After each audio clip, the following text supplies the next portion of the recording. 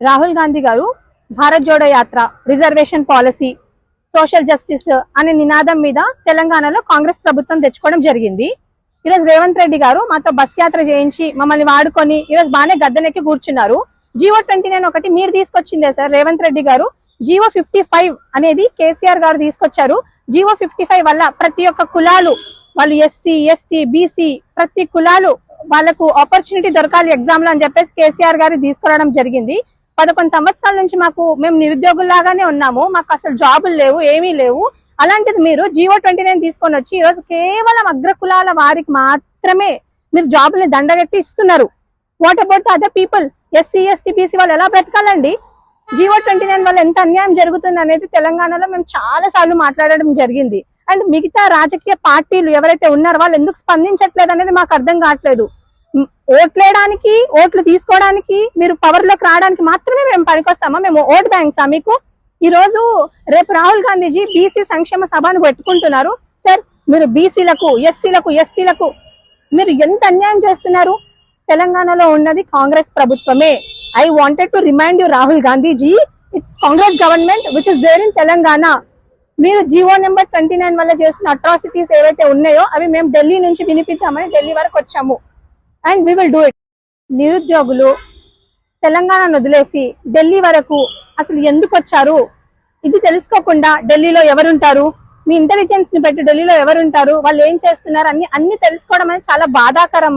రేవంత్ రెడ్డి గారు, రేవంత్ అన్న, ఇప్పటికైనా మీరు ఈ జియో 29 గురించి ఆలోచించి ఈ ఎస్సీ, ఎస్టీ, బీసీ ఎవరైతే విద్యార్థులు నష్టపోయారో వాళ్ళకి న్యాయం చేయాలి అని కోరుకుంటున్నాను నేను. ఈ సంక్షేమ సభలు పెట్టడం వల్ల ఏమీ అవ్వదు రేవంత్ అన్న.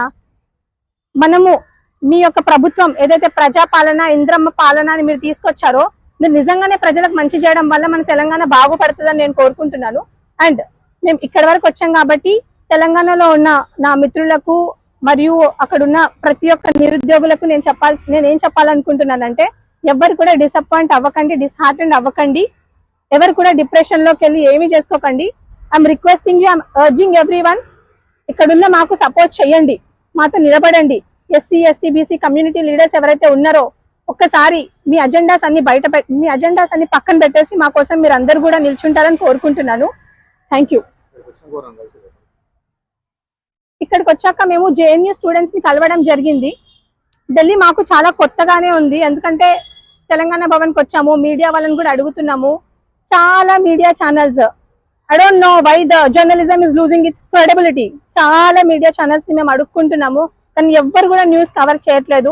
I don't understand sir or ma'am, ఎందుకు మీకు మా ఇష్యూ సరిగా కనబడట్లేదు?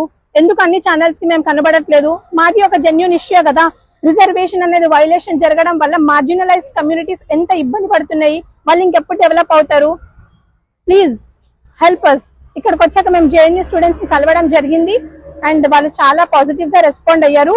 అండ్ ఒకవేళ రేవంత్ రెడ్డి గారు మీరు మీ తీరు మార్చుకోకపోతే మేము ఢిల్లీ నుంచే నిరసన తెలపాల్సి వస్తుంది sir.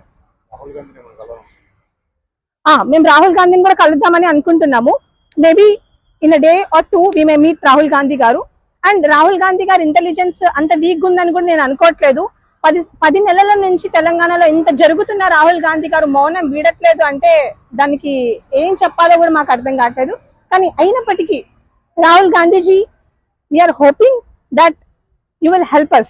So definitely we are going to approach you with our representation. Please show your concern on this.